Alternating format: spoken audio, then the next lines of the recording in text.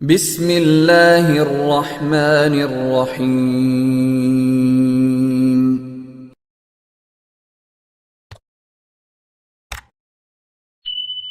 السلام علیکم ورحمۃ اللہ وبرکاتہ۔ الحمد للہ وکفی وسلام علی عبادہ الذین اصطفی، اما بعد۔ حاضرین و ناظرین، یہ درس قرآن نمبر 273 ہے اور آج سورہ آل عمران کی 4 آیتوں کی تلاوت و تشریح کی جائے گی۔ آیت نمبر 86، 87، 88 اور 89، 86، 87، 88 and 89۔ اعوذ باللہ من الشیطان الرجیم، بسم اللہ الرحمن الرحیم۔ كيف يهدي الله قوما كفروا بعد إيمانهم وشهدوا أن الرسول حق وجاءهم البينات والله لا يهدي القوم الظالمين أولئك جزاؤهم أن عليهم لعنة الله والملائكة والناس أجمعين خالدين فيها لا يخفف عنهم العذاب ولا هم ينظرون إلا الذين تابوا من بعد ذلك وأصلحوا فإن الله غفور رحيم۔ صدق اللہ العظیم۔ لفظی ترجمہ یوں ہے، کیف یہدی اللہ، کیسے ہدایت دے گا اللہ، قومن ایسے لوگوں کو، کفروا جو کافر ہو گئی، بعد ایمانہم اپنے ایمان لانے کے بعد، وہ شہیدوں اور اس کے بعد کہ انہوں نے گواہی دی اس بات کی کہ ان الرسول کہ بلا شبہ رسول حق برحق ہیں، وجاءہم البینات اور ان کے پاس آئیں واضح نشانیاں، واللہ لا یہدی القوم الظالمین اور اللہ ہدایت نہیں دیتا ظالم قوم کو۔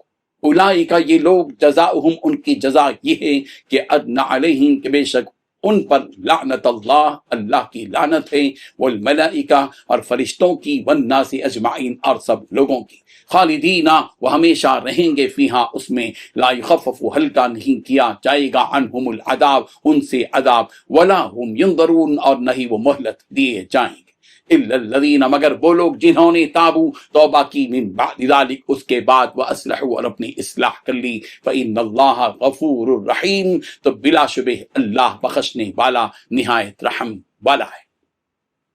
ترجمہ یوں ہے، اللہ ایسے لوگوں کو کیسے ہدایت دے گا جنہوں نے ایمان لانے کے بعد کفر اختیار کر لیا، حالانکہ وہ گواہی دے چکے تھے کہ یہ رسول سچے ہیں اور ان کے پاس اس کے روشن دلائل بھی آ چکے تھے۔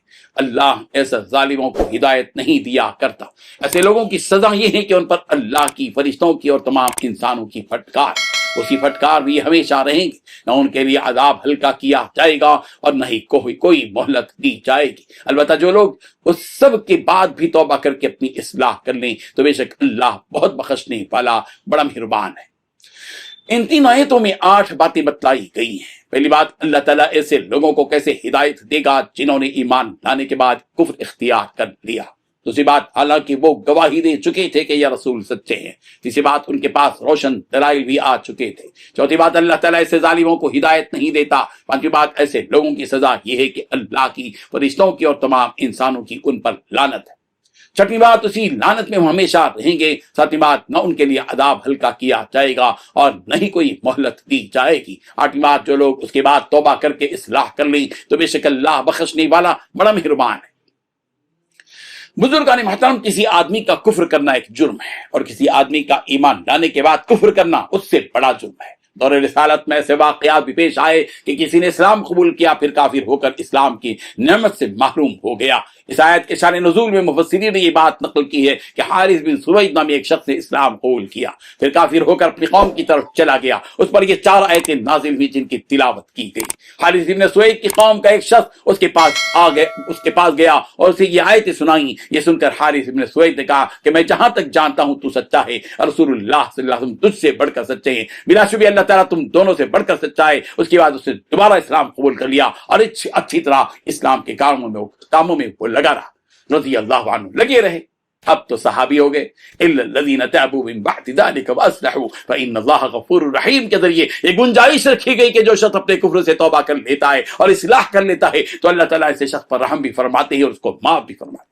جو لوگ اسلام سے منہ موڑ کر کفر کی جانب چلے جاتے ہیں ان کا انجام یہ ہوتا ہے کہ ان پر اللہ کی لعنت ہوتی ہے، اور نہ صرف اللہ کی لعنت بلکہ فرشتوں اور سارے لوگوں کی لعنت ہوتی ہے، اور وہ اسی پھٹکار میں گرفتار ہو جاتے ہیں، اور ان پر سے عذاب میں کسی بھی قسم کی کوئی کمی نہیں ہوگی، اور ان کی طرف نرمی، رحمت اور محبت کی نگاہ سے دیکھا بھی نہیں جائے گا۔ اللہ کے بندوں کو چاہیے کہ جس دین حنیف کی نعمت اللہ تعالیٰ نے انہیں عطا فرمائی ہے اس نعمت کو بہت بڑی نعمت سمجھے اور اسی نعمت پر قائم و دائم رہنے کی فکر کوشش کریں۔ اللہ تعالیٰ سے اس دین پر استقامت کی توفیق بھی مانگتے رہیں۔ اللہ تعالیٰ ہم سب کا خاتمہ ایمان پر فرمائے اور دین اسلام کی محبت ہم سب کے دلوں میں قائم رکھے۔